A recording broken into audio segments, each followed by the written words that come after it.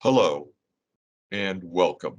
My name is Dr. William M. Schiff, co-founder of Urology Associates of Central California and very proud member of the Center of Excellence teams for the Uralift minimally invasive procedure for the treatment of benign prostatic hypertrophy.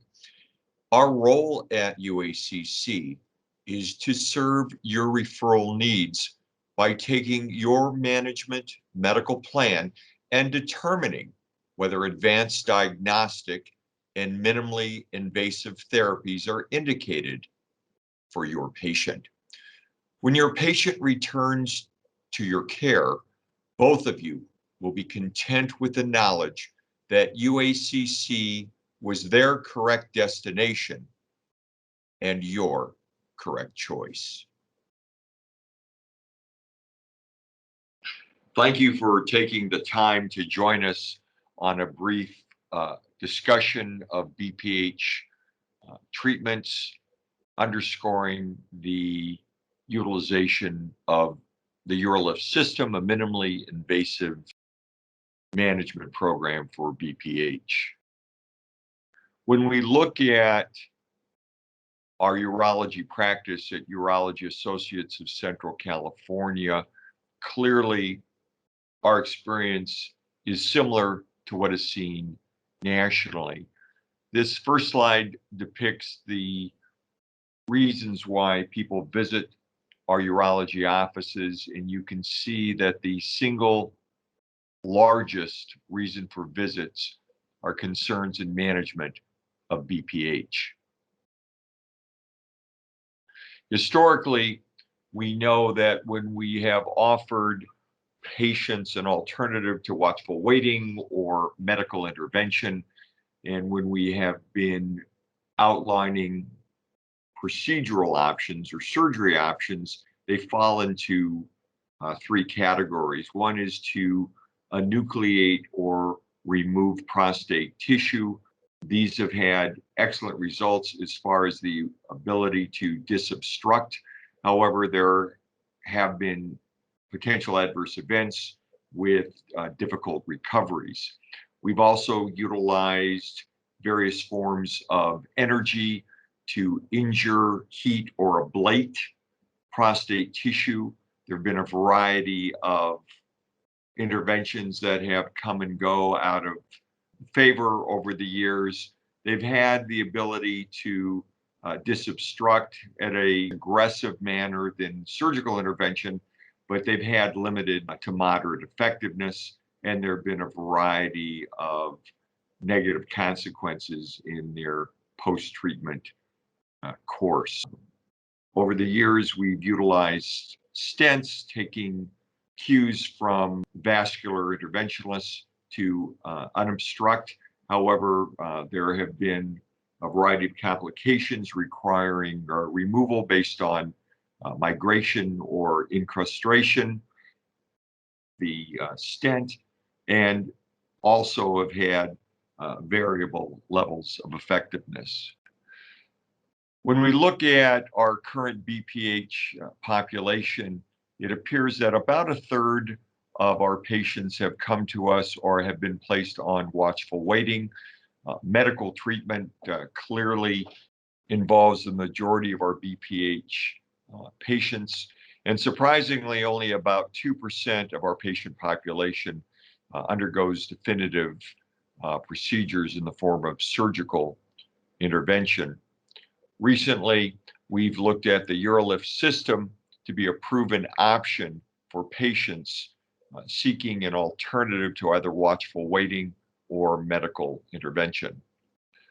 When we looked at 100 urologists nationally and we queried them regarding their BPH population and the appropriateness of therapies, we saw that about 60% of those surveyed felt that 20% of patients or greater should receive advanced treatment.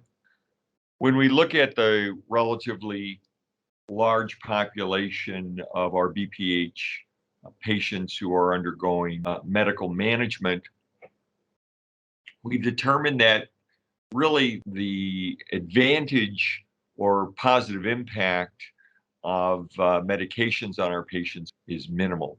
There is an increase in flow. It's significantly greater than a placebo effect, but it's still relatively modest, seeing 15 to 23% increase in flow in our patients. Bladder muscle detrusor overactivity is prevalent in patients with outlet obstruction, and this appears to persist even with watchful waiting and treatment with medical therapy. Now, this is an important issue. Think in terms of the bladder as a muscle that expands and contracts over time. When it's expanding and eventually has its cues or triggers to contract, it's contracting against an obstructive outlet, the enlargement of the prostate. And essentially, the detrusor muscle or bladder muscle is doing isometric exercises in an effort to combat the obstructive change from the prostate. So over time, the muscles hypertrophy, they become irritable and often lead to an overactive bladder complaint that often persists after definitive treatment. So we really can see a case for early intervention, unlike the case for alpha blockers in the 80s when I was in training. We felt that initially going to be an opportunity to stave off the inevitable in offering definitive treatment. But we have seen over the decades that irreversible bladder damage from the high pressure contractions of the bladder leading to irritability from a thickened detrusor muscle or high trabeculation or large amounts of trabeculation that we see or thickening of the bladder muscle may continue and often will persist if the damage to the bladder or the thickening of the bladder is significant. It's also important to underscore that surgical intervention offers maximum disobstruction, but not necessarily reverses the impact of a thickened, trabeculated muscular bladder. We know that significant numbers of men on medical treatment are dissatisfied with the effectiveness of their medication. Approximately 65% of men seeing a urologist are interested in alternatives to medication for BPH. Now let's look at the medication first paradigm. We know that in almost everything we do in medicine, we fight non-compliance issues with our patients. And some of those reasons are reasonable. Cost, inconvenience, lack of effectiveness, and side effects. 29% of patients remain compliant after the first year of treatment. This drops to an embarrassing 13% after 4 years of medical intervention. When we've looked at appropriate treatments that step away from watchful waiting and are alternatives to surgical intervention, we've looked at alpha blockers and SAR inhibitors, all having a great influence on our management of patients in the medical community and the urologic community as well. But we know that there have been improvement in patients' complaint scores, but we also know when we're asking, we're also seeing different kinds of potential adverse events, feelings of fatigue, dizziness, headache, nasal congestion, erectile dysfunction, ejaculatory dysfunction, all as it relates to both categories of medication. And we know historically that the earlier we disobstruct the patient, the better chance we have of preserving bladder health. Yet only 2% of our patients are electing to undergo surgical intervention. And remember, we're looking at the visual of a bladder that's expanding and contracting and continuously contracting under the obstructive nature of the outlet from the prostate, that a healthy bladder can become thickened, the bladder dynamics worsen, and eventually you can have a permanently damaged bladder wall from this thickened bladder with significant diverticular changes and significant trabeculation or thickening of the bladder fibers. Now, if we can find a minimally invasive intervention that will allow for maximum disobstruction with minimal patient concerns and complaints, then this is a win for our patient population. So in order for us to look at that, how do our male patients define minimally invasive?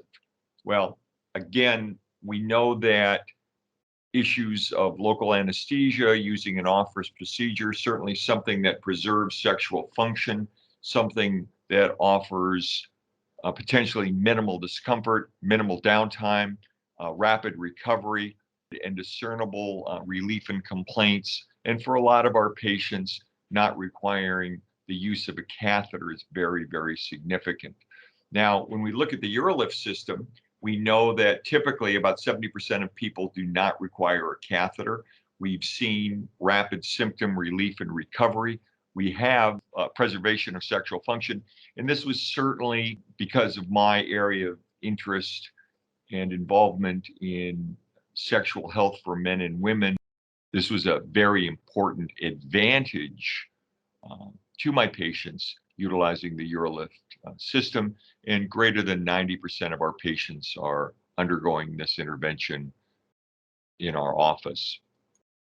Now, the Uralift system has an extensive clinical data supporting these claims. In fact, Urology Associates of Central California was instrumental in authoring a piece in the Canadian Journal of Urology, underscoring the advantage of this particular minimally invasive procedure. At the point of development of the slides, we know that there's 5-year durability. We have a proven real-world track record with consistent positive results that are identified across various studies and clinical practices. A graph depicting the continued and sustainable symptom relief after the procedure. The Uralift system is no longer a brand new intervention that we're waiting to see if this works. We know that we have become the standard of care. American Urologic Association guidelines highlights that urologists should in fact consider the prostatic urethral lift or the Uralift system.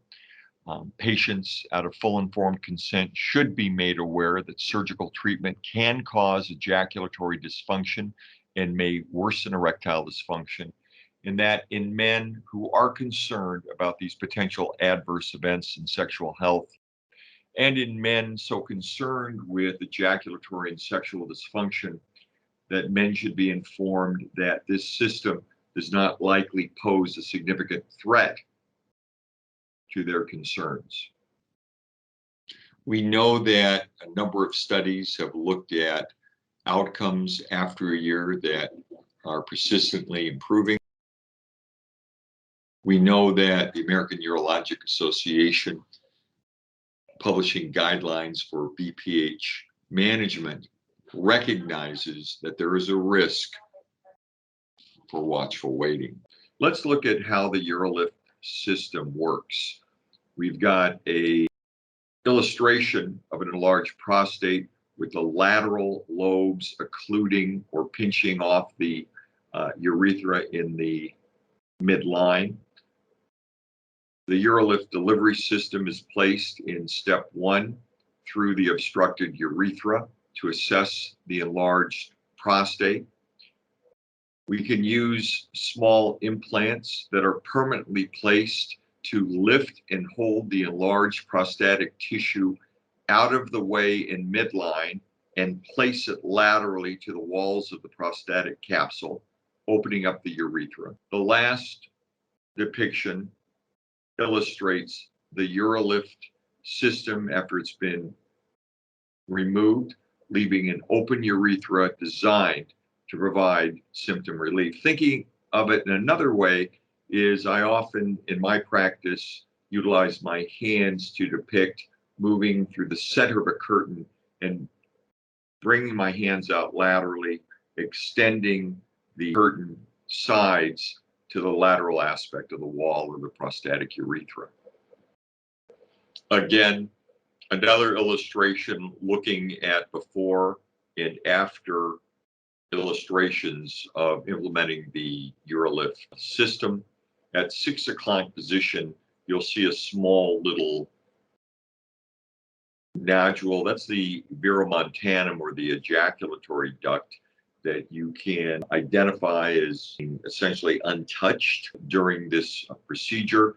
This is also a anatomic marker for the external sphincter, or the external sphincter, the muscle that maintains continence in men and women. This is distally positioned after we see that verumontanum. That is untouched, and we're looking right into an open bladder neck, illustrating that the prostatic tissue has been laterally displaced. The ejaculatory duct is uninjured, and the bladder neck is wide open. Anytime we offer an intervention in medicine, regardless of the reason for this, is managing expectations is a huge issue in patient comfort level and patient's contentment. We look at symptom improvement may start within 2 weeks and may continue to improve in up to 3 months. Most common side effects are temporary and include discomfort while urinating, urgency, an inability to control the urge or that urge incontinence, pelvic pain, and some blood in the urine. Rare side effects include bleeding and infection, may lead to a serious outcome, and may require intervention.